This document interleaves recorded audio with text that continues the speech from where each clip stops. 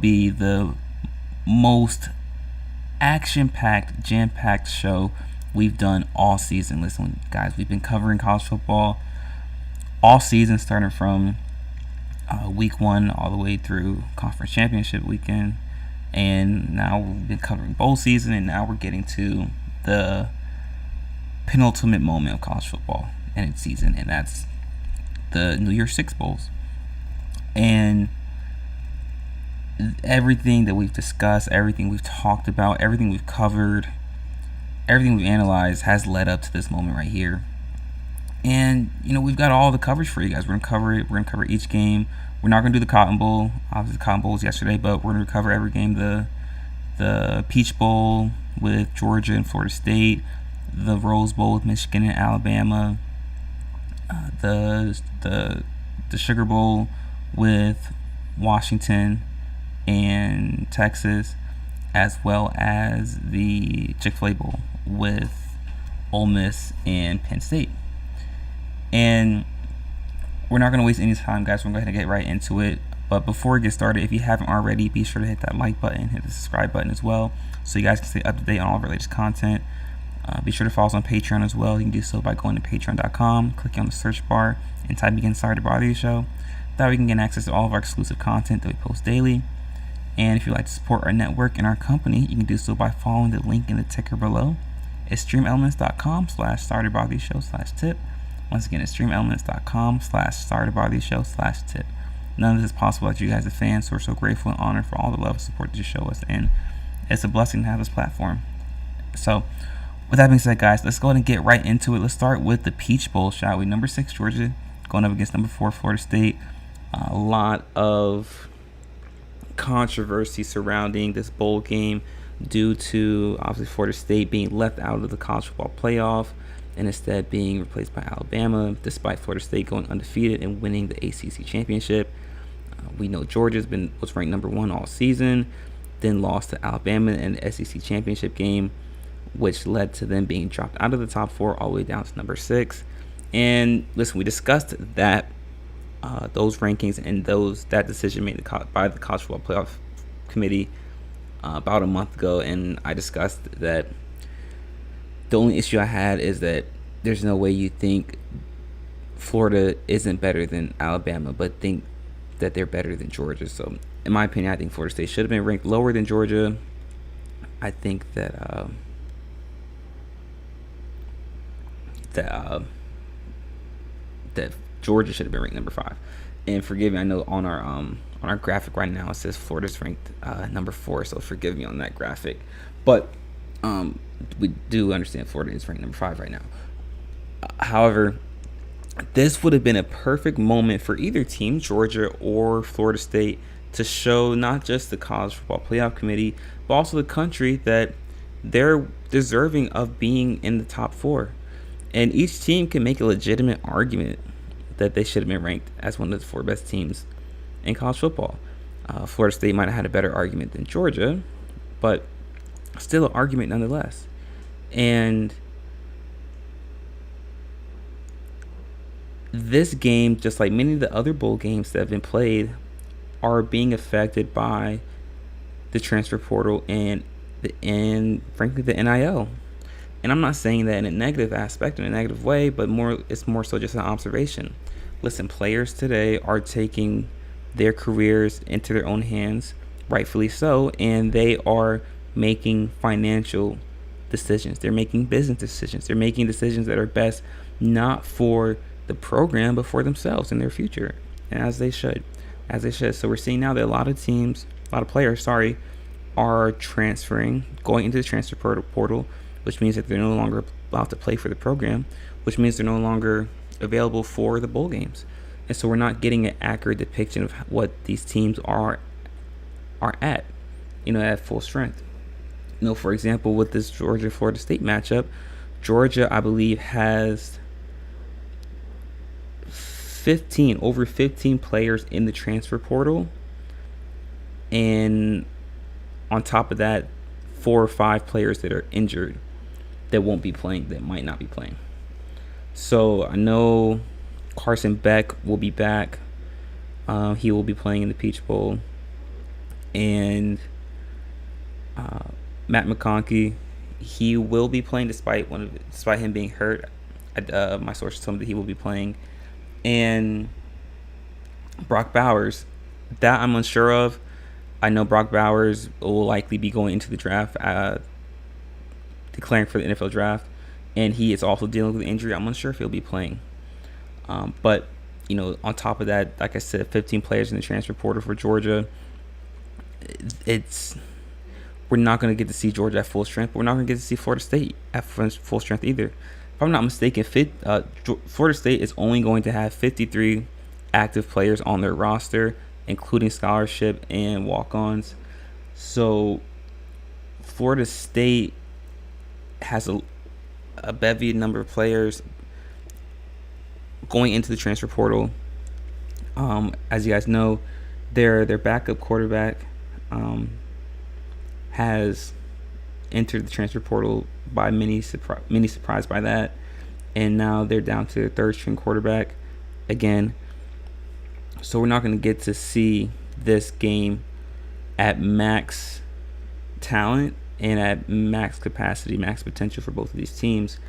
And it shows that neither team really wants to be there, and this is a reflection of both teams still recovering from the decision made by the College Football Playoff Committee. And also, something that hasn't been talked about, surprisingly, is the impact of the SEC and the Big Ten expanding their conferences and what effect that's having on the transfer portal. So what we see is, like we said, I think there's about 25 players from Florida State that have entered the transfer portal. And I don't know where those guys are going, but I would not be surprised if over half of those players from Florida State that have entered the transfer portal, I would not be surprised if they're not transferring to a Big Ten school or a SEC school, because what happens now with the format being expanded to 12 teams, I would be confident to say of the 12, 8 or 9 of those teams are going to come from the SEC and the Big Ten. And if your goal is to play for a national championship as a player, you're going to go to a conference that has the best chance of doing that, and that's the SEC and the Big Ten. And just like we have seen as analysts and reporters, fans have seen it, and players have seen that the ACC just frankly doesn't get much respect from the rest of the world in college football. So players are going to be less likely to want to play in that conference. And the ACC could very well fall down the same line that the Pac-12 has fallen, where it just completely dissolves. And I would not be surprised if it goes to that direction, goes down that line. And that's the cause of these players going into the transfer portal. And so with all of those things that are going on, it's having an effect, obviously, on the game itself, the Peach Bowl.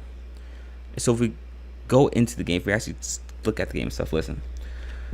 Florida State obviously has had one of the best defenses in all of college football. However, their offense has been much maligned due to Jordan Travis getting hurt.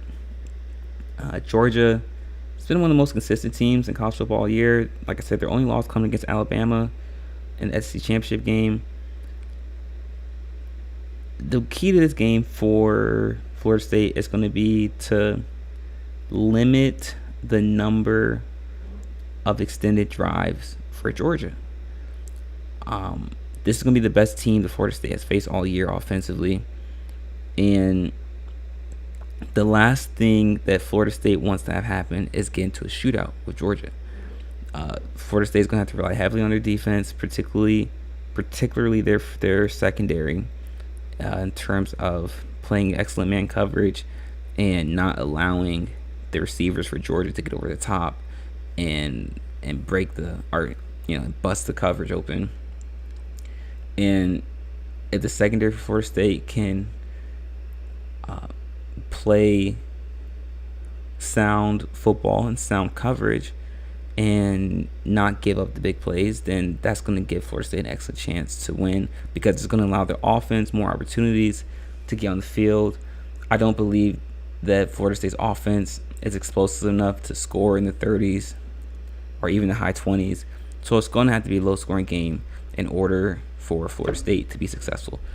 In order for Georgia to be successful, Georgia's going to have to, just score. They're going to have to create big plays, especially off the play-action pass.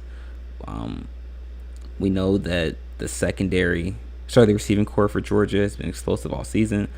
Carson Beck's one of the best passers, one of the best quarterbacks in college football. And if he has more time in the pocket to probe the secondary and to scan the field, it's going to lead to big plays for Georgia, and it's going to allow Georgia to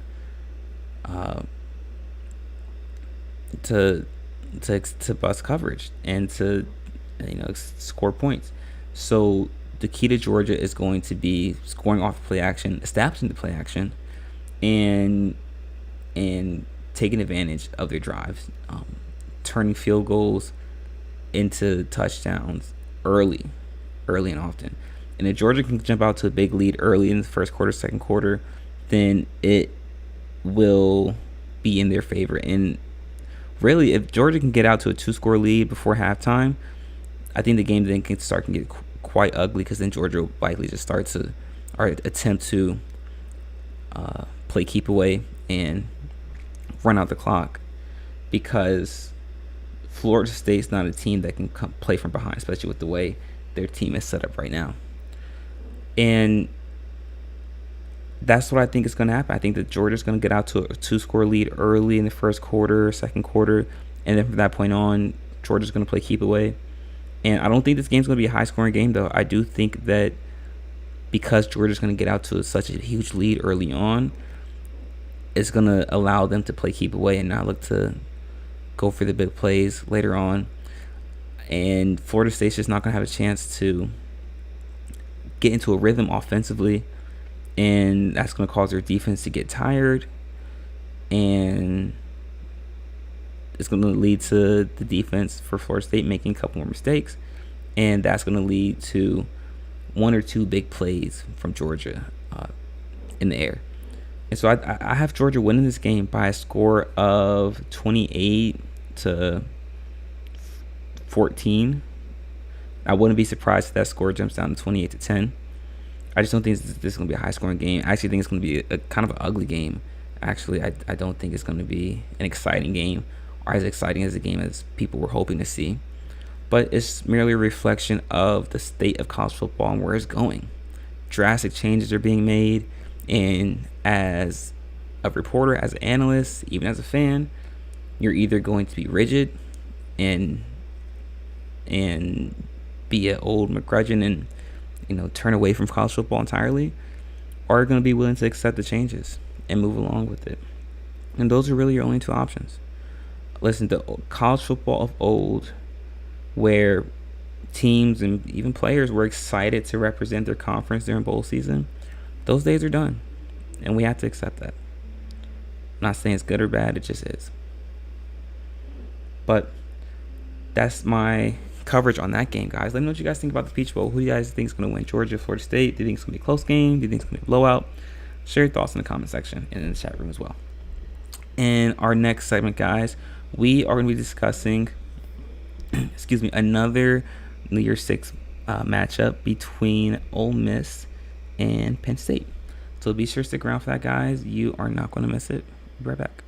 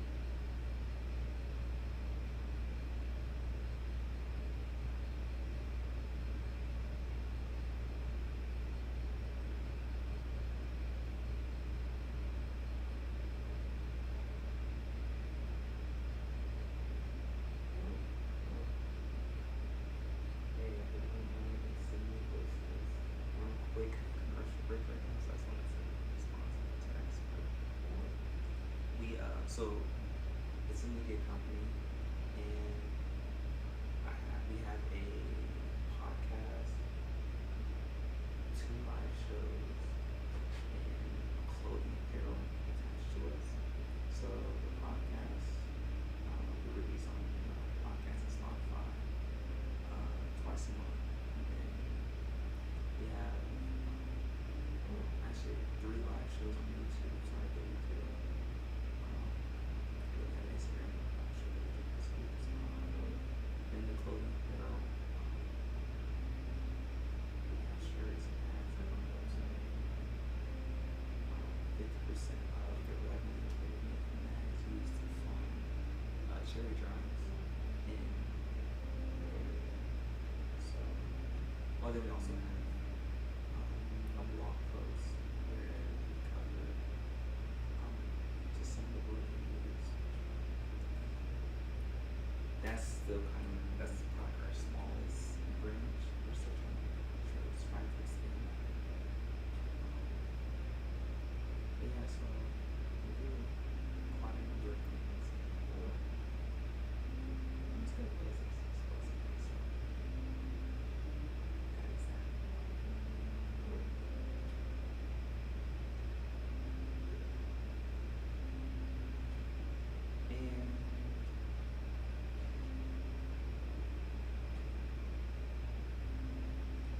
And I haven't got much of it.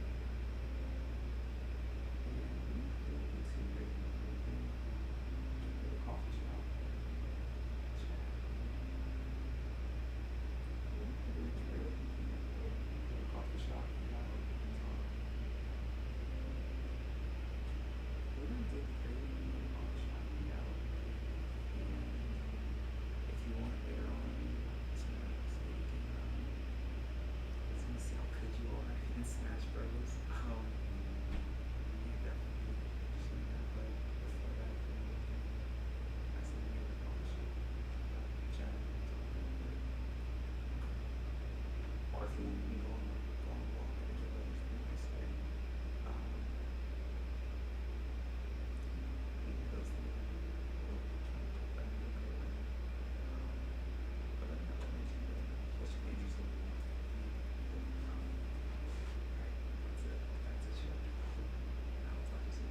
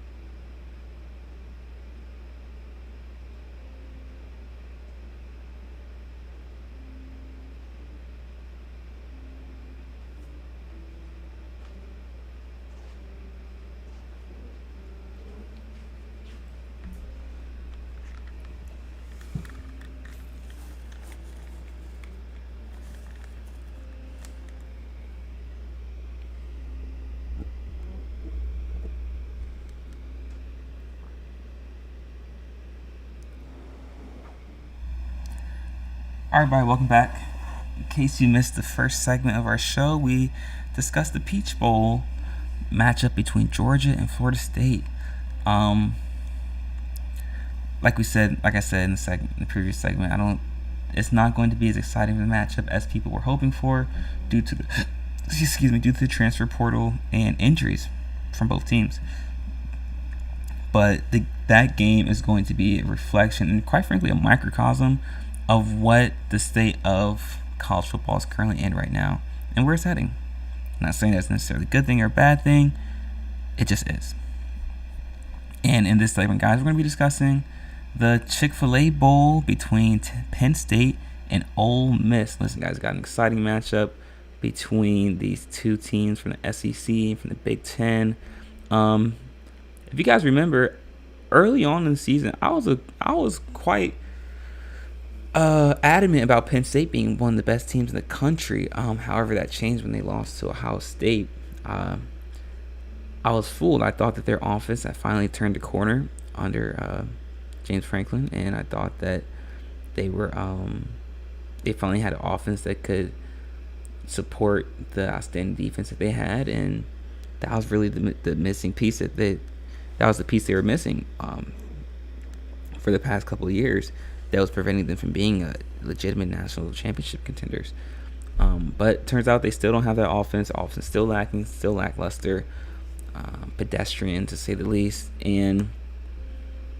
But their defense is just so phenomenal. They still managed to be ranked in the top 10. They were the third best team in the Big Ten, which is one of the best conferences, obviously, in college football this past season. And what is the saying that we have? What's the phrase that we have said on ad nauseum over the course of this season? Penn State is Notre Dame, and Notre Dame is Penn State. So, if you want to see how good Penn State is, just watch Notre Dame play. If you want to see how good Notre Dame is, just watch Penn State play. Those teams are one and the same. And with Ole Miss, listen, Ole Miss is doing a tremendous job in the transfer portal right now. By the way, Lane Kiffin is a recruiting wizard. I don't know what he's doing down there, but I'm not surprised by that, because when he was at FAU, I'll never forget, I have a friend who, I'm not gonna say their name. They were on the track team at FAU. This was when Lane Kiffin first got there, and this was before NIL. And they were talking to me about how Lane Kiffin was what we would consider illegal today under NCAA violations, was doing all these things to get extra money into the program and to get money for players and recruits that were coming in. So it's safe to say Lane Kiffin was ahead of the curve when he was learning how to recruit players, dating back to FAU. But I'm not surprised that Lane Kiffin is an excellent recruiter based on what I've heard about him in his past, specifically at FAU, bringing in numerous amounts of money and promising recruits players different circumstances, different things. And listen, you're paying for the players at this point, and players should be compensated, rightfully so. And that's what the NIL is for. And I don't want to get too deep into NIL right now, because this is, that's not the topic. But there does need to be some sort of regulation for the NIL. It can't just be a free market. And we'll just leave it at that. But listen, Ole Miss did a great job of transfer portal, and if I'm not mistaken, a lot of the players for Ole Miss will be playing in this game. Ole Miss had one of the most explosive offenses in the SEC this past season. We saw what they did against LSU, beating LSU at home. We saw what they did against Missouri. And listen, if we were in the college football playoff version, our ranking, if the new rules are implemented this year, then this would be a college football playoff matchup. And it goes to show what the state of college football is going to be in next year. But listen, these are teams that are built polar opposite. Penn State, extremely physical on the interior, very methodical in their approach offensively, doesn't move the ball offensively quite well. Where Ole Miss likes to spread the field, very explosive with their offense. Their defense is much better as well, a lot better than what people expect it to be, or have expected it to be. Specifically, their front seven. Their front seven does an amazing job generating pressure, though they do struggle in the secondary. But that's null and void because Penn State isn't vertically explosive down the field, so it doesn't really mean much. Really, Penn State plays right into what Ole Miss does well, which is stopping the run. And I think this game is going to be slow and sluggish in the first half. I think Ole Miss is going to start to pull away once we get into the third quarter. I do think it'll be a nip and tuck game though, because of the physicality, because of Penn State's defense. But Ole Miss will start to pull away though. I think Ole Miss is going to win this game by a score of 27-23.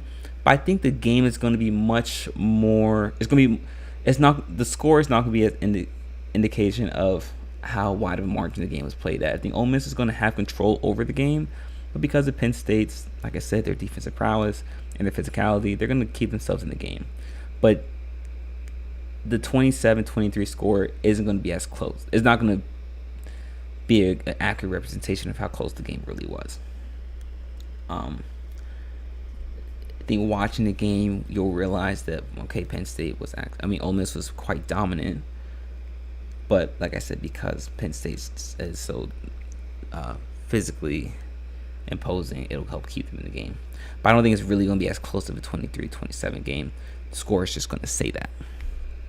So that's why I have for this Ole Miss Penn State game, 27-23 Ole Miss, as these two teams ride off into the sunset of next season, wishing that the new rules are in place this year so they could still be playing for a college football playoff championship.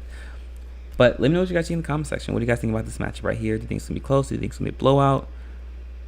Will the SEC or will the Big Ten reign supreme? Let me know what you guys think in the comment section. I'm looking forward to hearing all about it.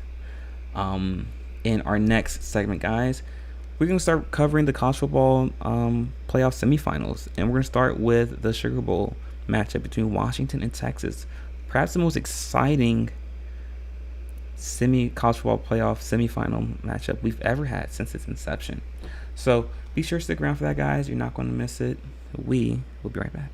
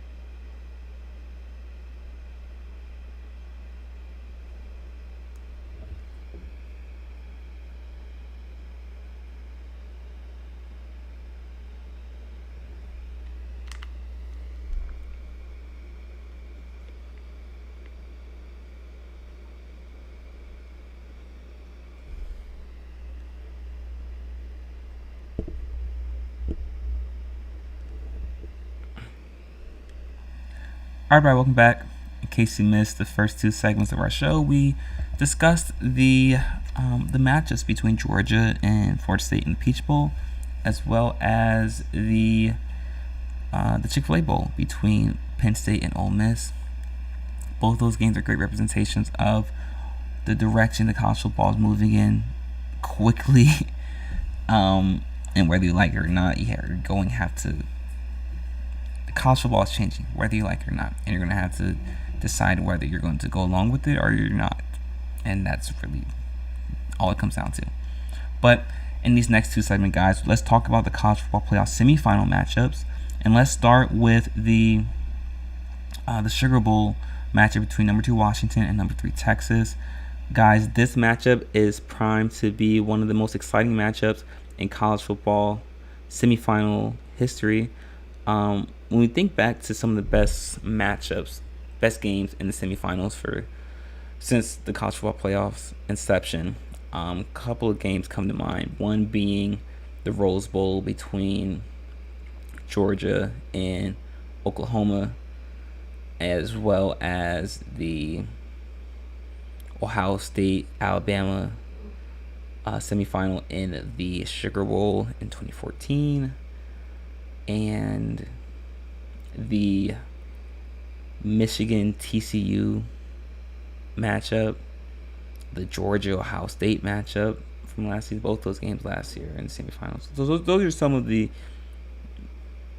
best college football semifinal matchups that we've seen. And this game between Washington and Texas is primed to be right up there in terms of excitement with those other games. Listen, Washington has been subject to a large amount of disrespect, surprisingly, from the media, and from fans. And I don't understand why, because Washington has been one of the most consistent teams all season. Obviously, they're undefeated, champion of the Pac-12, the Pac-12 being the best conference this season in college football. They have a Heisman frontrunner, Michael Penix Jr. You could argue that Michael Penix Jr. is the best quarterback in college football. Washington has in terms of total yardage, the third best offense in college football. Their defense has improved tremendously over the course of the season, particularly on the interior and the physicality they've been able to impose. And Washington knocked off what many thought was one of the best teams in college football in Oregon in the Pac-12 championship game. So Washington is much better than people expect, are giving credit for. And the big knock that Washington has been getting all season is their physicality.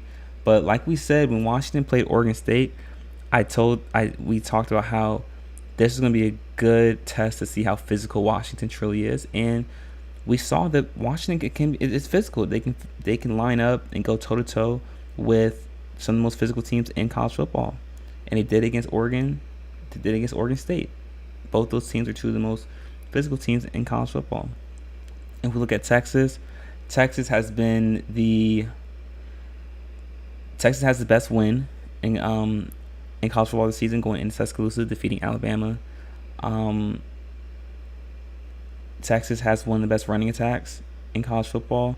They struggle throwing the ball sometimes, especially when Quinn Ewers was out. But Quinn Ewers is back, and he's in rhythm. And we saw what Texas did to Oklahoma State in the Big 12 championship game.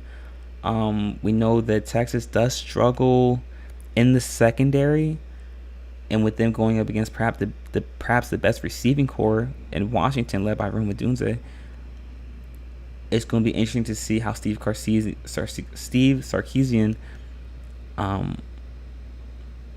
adjusts his play calling and adjusts his coverage to stop that receiving core at Washington. We know that receiving core or the secondary for Texas has struggled all season in terms of inconsistent play.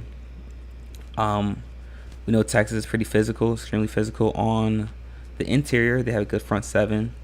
Will they be able to generate pressure on Michael Penix Jr. in Washington? That is what the big question will be. And will Washington be able to stop the run against Texas? Listen, Washington has a great secondary, amazing secondary. That's the highlight of their defense. While Texas has a great interior, highlight of their defense, which is why I think this is going to be a high-scoring game, because neither team really plays into what the other team does. Both teams will be able to exploit the deficiencies of the other team's defense, which is why I think this is going to be a high-scoring game. I actually have this game going into overtime, and I do think it's going to be a close game throughout. Neither team is going to jump out to any more than a 10-point lead. They're not going. Neither team is going to jump out to any more than a 2-possession game or 1-possession game. 1-possession lead. I'm sorry. And this is going to be an extremely exciting game. The winner of this game is going to win 34-30, and obviously go on to play in the national championship. And Washington is going to win this game. Washington is finally going to show the country on a national stage that they have been the most consistent team, top to bottom, throughout the year, which they have been. And they're going to show the country that they are much more physical than people expect, which they are, and that they have perhaps the best quarterback in college football, which they do, in Michael Penix Jr. And like I said, the game's going to be 34-30. Do think Washington is going to win in overtime, and this game will only be a reflection of just how talented both these teams are. Listen, Texas is an extremely talented team. They're moving on into the SEC after this year, and based on what I've seen this year, they will be ready. They are ready. They look like an SEC team right now, and that's why they were able to be so successful in the Big 12 this year, despite them losing to Oklahoma. And it's so strange that loss to Oklahoma shows you what happens when you play rivals in college football. The stats, the rankings, everything just goes out the window when you play your when it's rivalry weekend, or you're playing your rival, because clearly that Texas is not the Texas that we see now. Though Texas that had about a month stretch where they didn't look as proficient as people thought they were, but that's neither here nor there. They're here now. But I do think Washington, like I said, Washington's has been the most consistent team, top to bottom all year. And I think the physicality that Texas brings, Washington will be able to match with that. And Washington is going to win this game 34-30, and it's going to be an exciting game. This is going to be the most exciting college football playoff semifinal matchup we have seen since its inception in 2014. But let me know what you guys think. What do you guys see happening in this Sugar Bowl matchup? Do you think that Washington will be able to pull off the victory? Do you think Texas will be able to pull off the victory? Do you think it's going to be a close game? Do you think it's going to be a blowout? Let me know what you guys think in the comment section and in the chat room. I'm looking forward to hearing all about it. But in our next and final segment, guys, we're going to be discussing the Rose Bowl, the big daddy of them all, between Alabama and Michigan. So be sure to stick around for that, guys. You are not going to miss it. We'll be right back.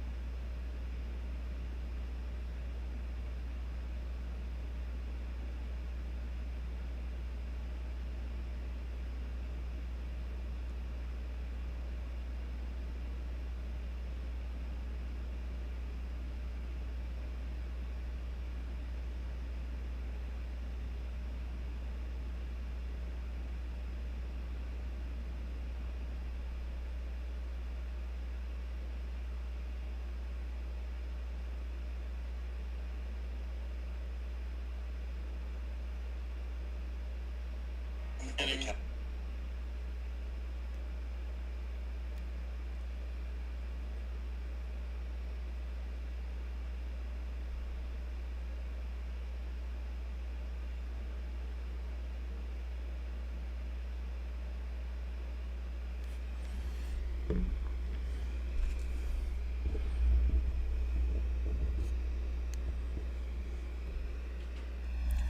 right, everybody, welcome back to the final segment of our show.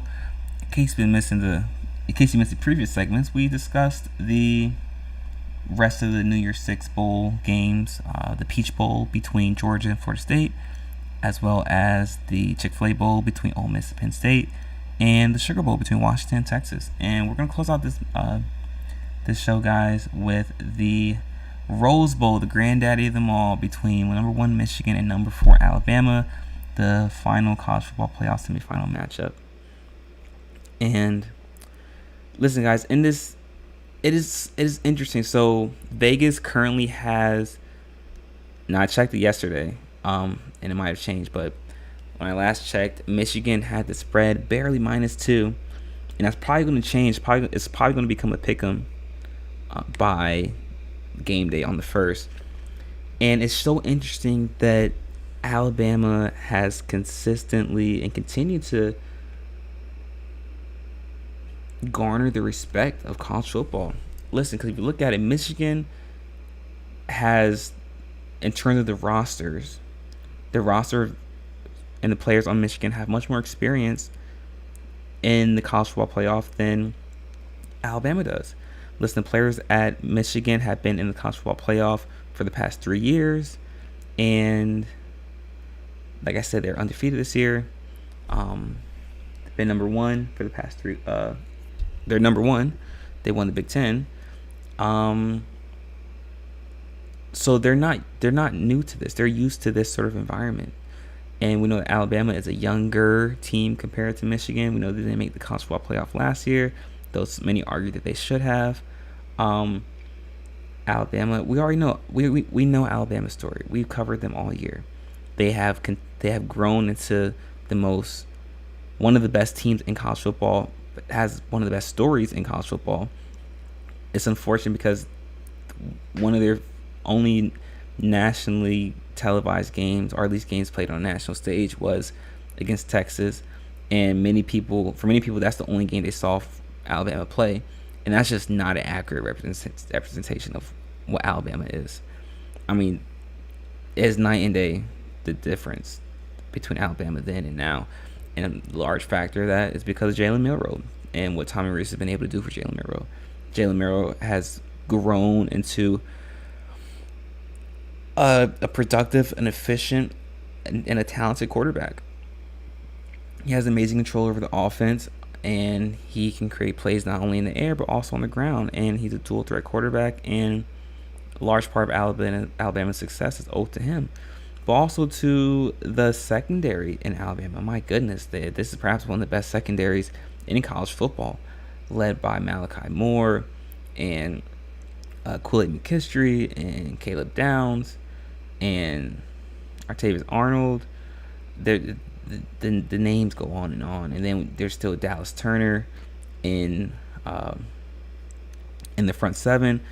Listen, Alabama's defense has tremendously improved over the course of the season, and it shows. And we saw what they were able to do against Georgia.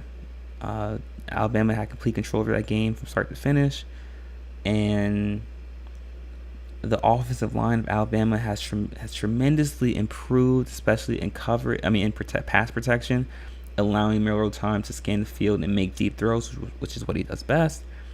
And the offense is extremely explosive for Alabama. This is going to be the most explosive offense that Michigan has faced all season. We're going to see how they'll be able to respond to that. Michigan has not looked as proficient in run blocking these past couple weeks, and the offense hasn't looked as proficient as it did in the beginning of the season. So how will Michigan respond to that sort of intensity and level of play, because this is going to be the best team that Michigan's faced all year. We talked about how Michigan's out-of-conference schedule was weak all year, but Michigan was able to defeat Ohio State.